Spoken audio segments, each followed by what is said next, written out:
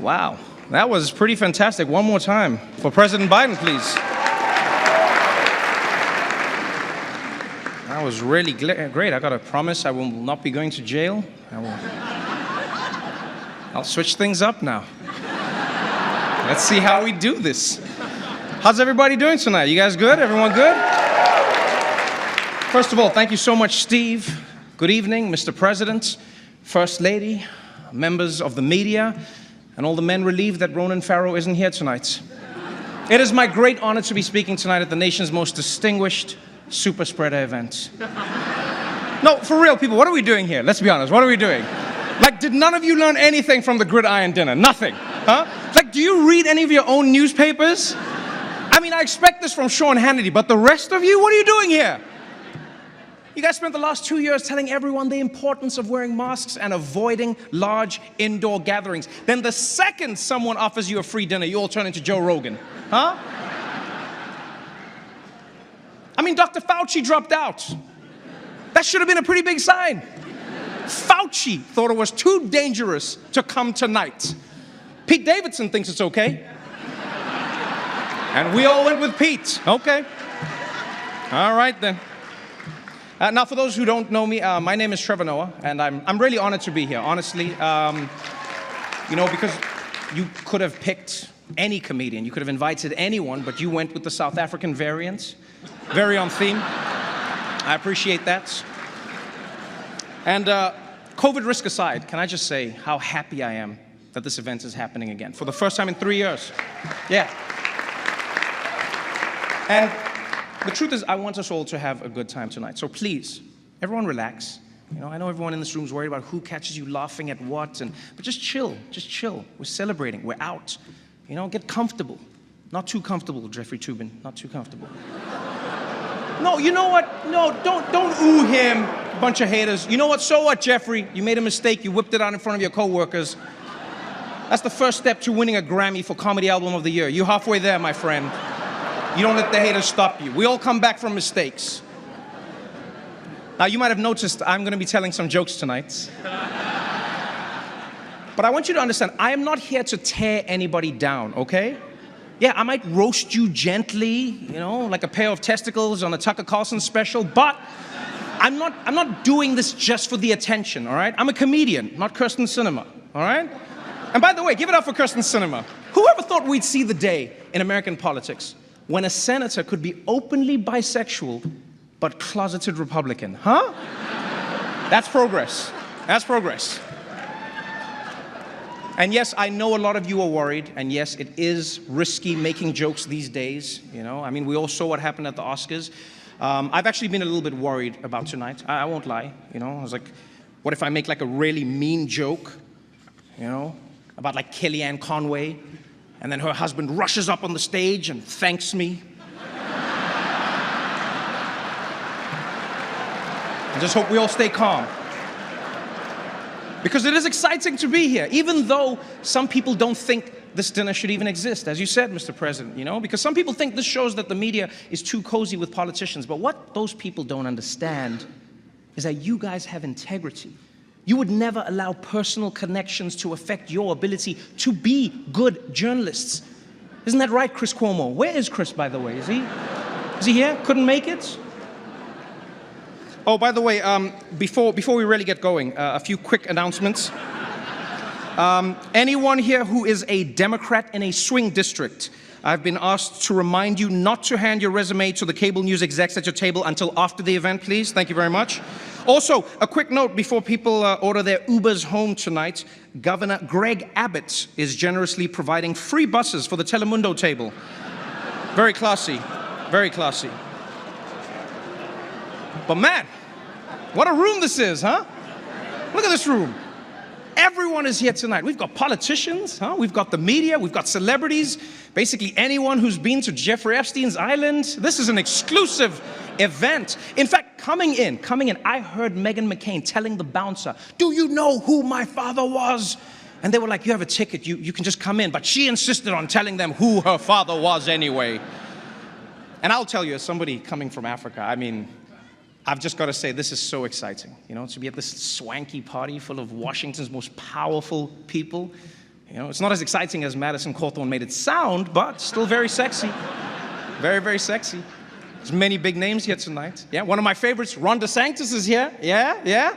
Oh man, I'm actually surprised that he found the time. You know, he's been so busy trying to outmaneuver Trump for 2024. I see you, Ron. I see you, player. Yeah, I've seen what you've been doing, blaming Trump for the lockdowns, distancing yourself from the vaccines that Trump created with his own 2 hands. Nobody knew how to make vaccines until I made them. Beautiful, beautiful vaccines. Nobody knew how. Not even Fauci. But Ron is playing it coy, man. He won't even tell people if he got the booster, yeah. Or as they say in Florida, don't ask, don't tell. Am I right? I see you, Ron. You see, what I like about Ron DeSantis is like, if Trump was the original Terminator, DeSantis is like the T-1000. You know, you're smarter than him. You're slicker than him. You can walk down ramps. Yeah. Because you see, no, Trump said he won the election, but everyone was just able to look at the numbers and see that he was wrong. That's why Ron DeSantis is one step ahead. First, you ban the math textbooks, then nobody knows how to count the votes. Boom! My man! Ha ha ha! What a room! Are you kidding me? The great chef Jose Andres is joining us here tonight. Give it up for him, people. My good friend in the room. Whenever there's a disaster anywhere in the world, Chef Jose is there, which I guess is why he's sitting at the CNN table tonight. Now, of course, the real reason that it's such an honor to be here tonight is that we all get to be in the same room as the most powerful man in the United States. So let's give it up for Joe Manchin, everybody. Where is he? Is he there? Good to see you, sir. Good to see you. No, for real, Mr. President. Thank you for being here. Thank you for having me here. You know, I was a little confused about why me, but then I was told that you get your highest approval ratings when a biracial African guy is standing next to you, so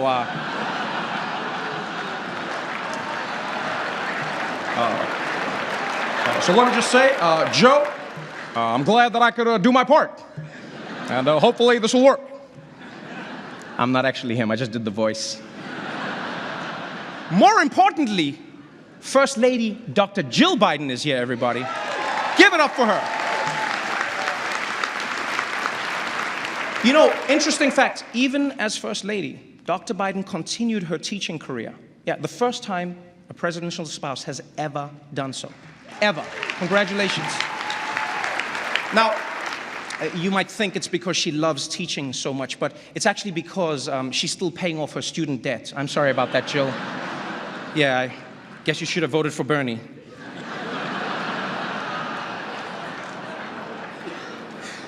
You know, sir, can I just say, I think everyone will agree that it's actually nice to once again have a president who's not afraid to come to the White House Correspondents Dinner and hear jokes about himself. I'll be honest. If you didn't come, I totally would have understood. Yeah, because these people have been so hard on you, which I don't get. I really don't. You know, I think ever since you've come into office, things are really looking up. You know, gas is up, rent is up, food is up, everything. No, it really has been a tough first year for you, Mr. President. And surely you must be a little worried about 2024. You know, there's a lot of passion on the Republican side. There really is. You know, it's going to be an interesting time.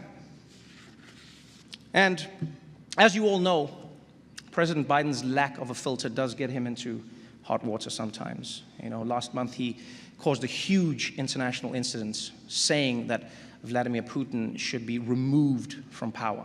It was very, very upsetting to Russia. Yeah, until someone explained to them that none of the stuff Biden wants actually gets done.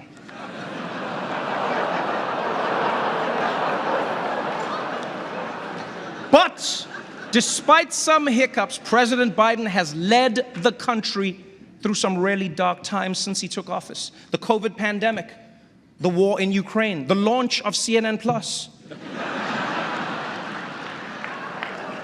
And don't forget, he's also had some major legislative successes. You know, in his first year in office, I might add, you know, he got a bipartisan infrastructure bill passed that would do everything from fixing America's roads and bridges to modernizing school buses, which Matt Gaetz' girlfriend is very excited about. Don't boo love. Not to mention, no president in my memory has given more marginalized groups opportunities. You know, I'm talking about women, the LGBTQ community, the Taliban, the list goes on and on.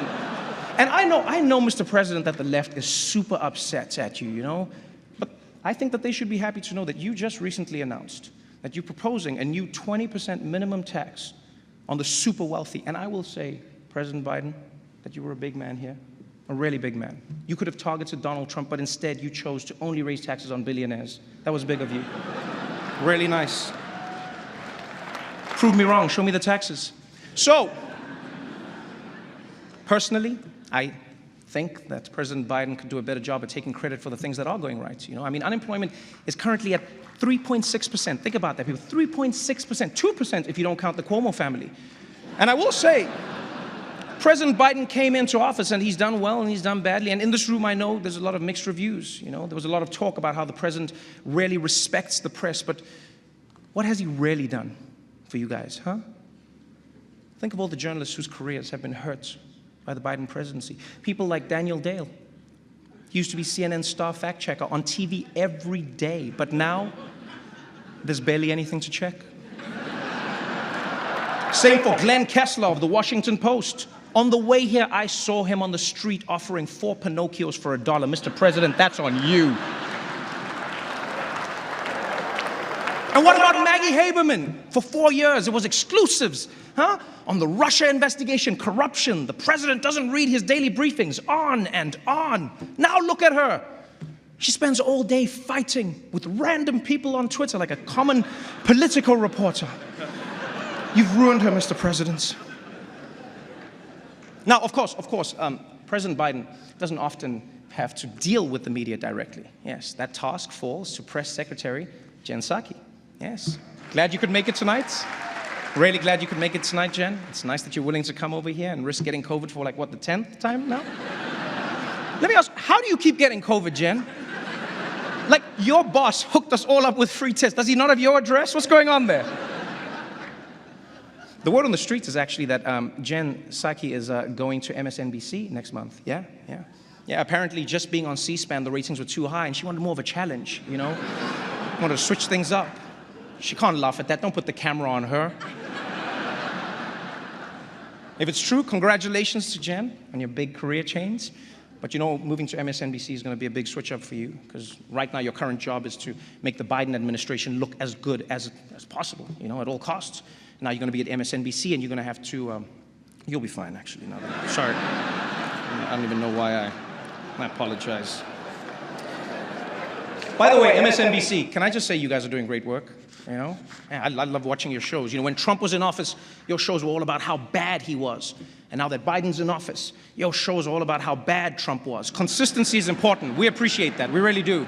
Also, shout out to Joe and Mika. Yeah, I love you guys. The most adorable HR violation in town. I love it. So adorable. What? And that's why we're really here, people. We're here to honor the media. Yeah. So, first and foremost, let's give it up for the White House press pool. Let's give it up for them, please.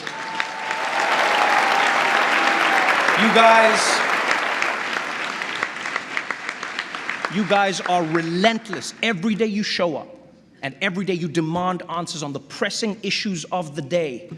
And then Fox News asks about Hunter Biden. And I'll be honest, though, I actually think that's a good thing. I really do. I think people need to be held accountable if they're using their dad's name to get ahead in life. And I can't think of anyone better to ask about that than Peter Doocy. Yeah. Wherever he is, Chris Wallace laughed at that joke. But you see, the real purpose of tonight is to honor some of the country's best political journalists, people like Abby Phillip, Yamiche Alcindor, right?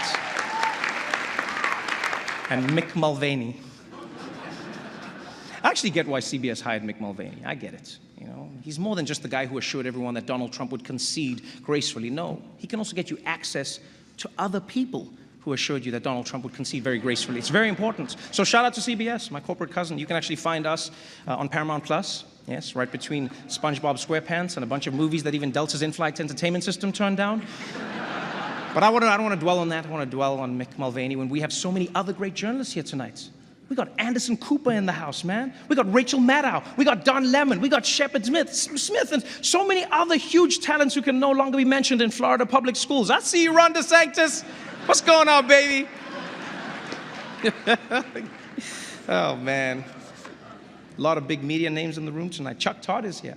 Chuck, you here? Yeah? How you doing? I'd ask a follow-up, but I know you don't know what those are. Don't boo him, he's trying. Man, these people are mean, Chuck. The Axios team is also in the house. I didn't know this, but Axios is actually Greek for political playbook without the birthdays. Yeah. And you know, Axios got a lot of flack a few years ago for releasing a star photo that had fewer black people in it than CPAC, but kudos to Axios. They fixed that problem by not releasing any more star photos. And Jonathan Swan, my man, I'm a fan, personal fan. You've been crushing it with those interviews. Congrats on the award. People are always asking, how does Jonathan Swan get these politicians to open up to him? I'll tell you how. It's the Australian accent. Yeah, American journalists sound too aggressive. What did you do with the money? An interview with Jonathan Swan is like being interrogated by a koala bear. But Senator McConnell, don't you think it's strange that you and the devil have never been seen in the same place at the same time? Don't you think that's strange? Well, I guess when you go to hell, you'll find out for yourself. NPR is here tonight, one of my favorites. Congratulations on all the work you do. I love Tiny Desk concerts. I just wish you guys didn't always have to beg for money. You know, maybe you're spending too much on those tote bags. Who designs those? House of Gucci? Why not just ask Ivanka which kids make her stuff? Come on. And how about the New York Times, also here? Man, can I just say, New York Times, I did not realize how much you guys like to party. Yeah, I've seen some of you sneaking off to the bathroom to do things you're not supposed to do tonight. Like post on Twitter. Yeah, I've seen that. I love the New York Times, I really do. You guys are the best.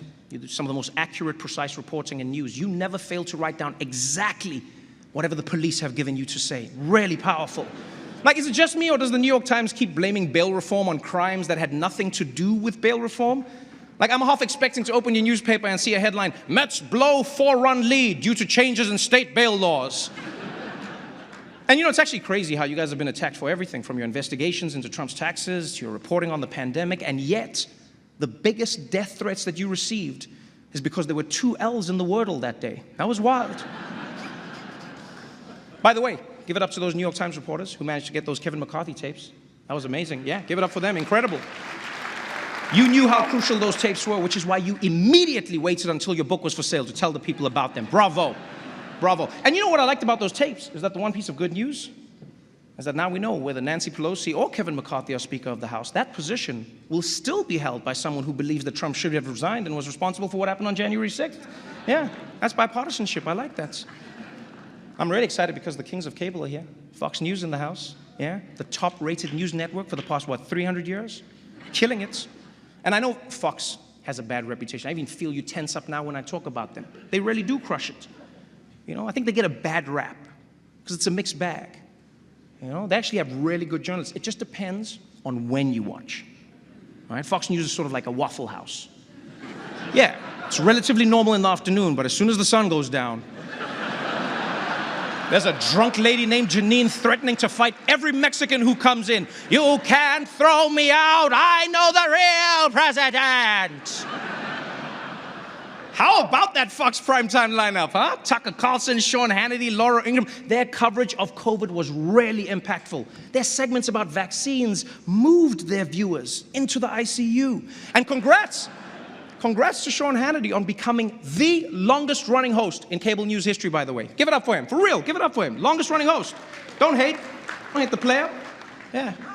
Fun fact, Sean Hannity and Ainsley Earhart are actually dating now.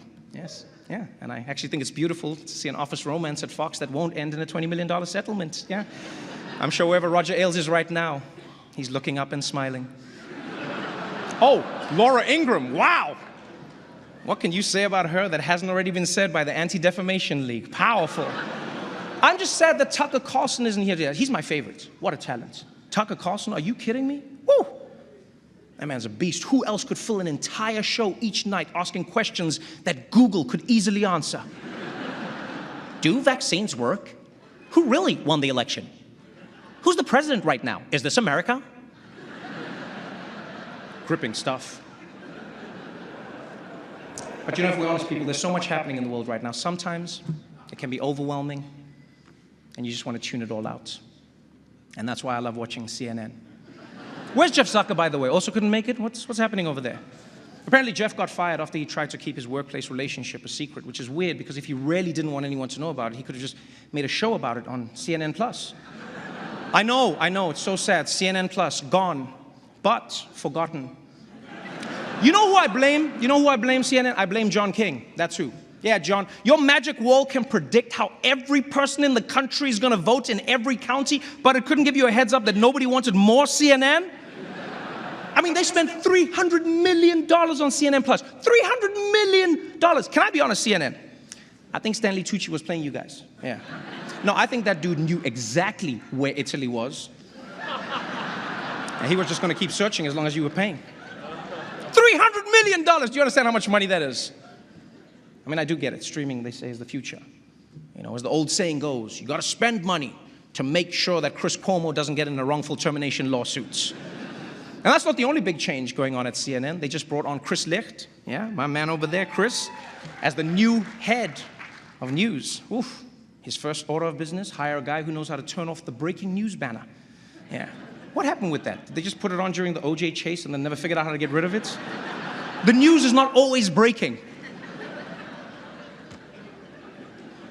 But this is an interesting time for the media world. As with many industries, the pandemic was a major disruption for journalists. But I also think it helped humanize you, honestly. Millions of Americans watched TV anchors reporting from inside their own homes.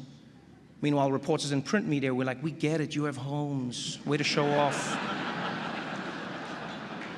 And we have to face the facts. The media is in a tough position. You did say that, Mr. President. Informing the American public is harder than ever before.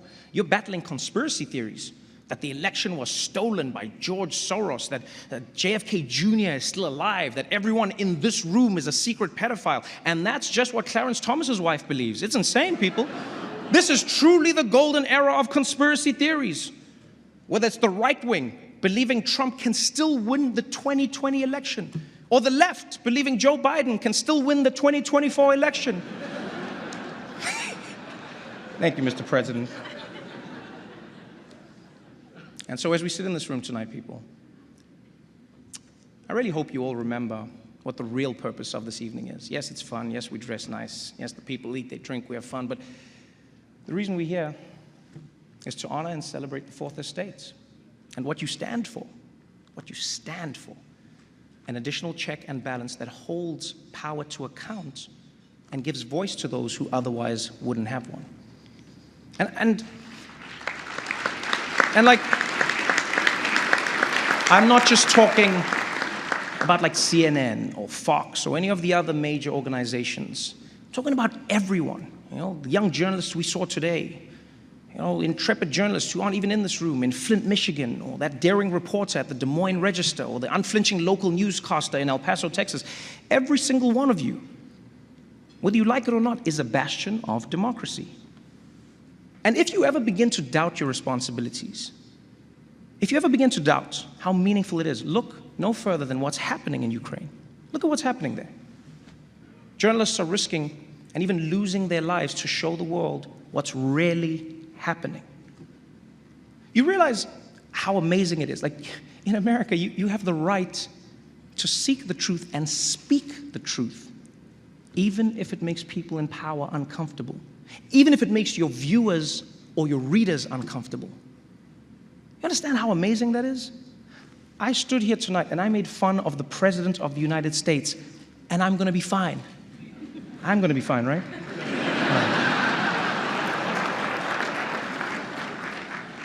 Do you really understand what a blessing it is? Maybe it's happened for so long that it might slip your mind. It's a blessing. In fact, here, ask yourself this question.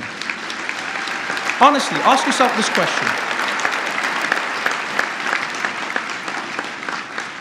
If Russian journalists who are losing their livelihoods, as you were talking about, Steve, and their freedom for daring to report on what their own government is doing, if they had the freedom to write any words, to show any stories, or to ask any questions, if they had basically what you have, would they be using it in the same way that you do? Ask yourself that question every day, because you have one of the most important roles in the world. Thank you so much for having me. I appreciate you. Please be careful leaving tonight. We all know this administration doesn't handle evacuations well. Good night, everybody. Thank you so much.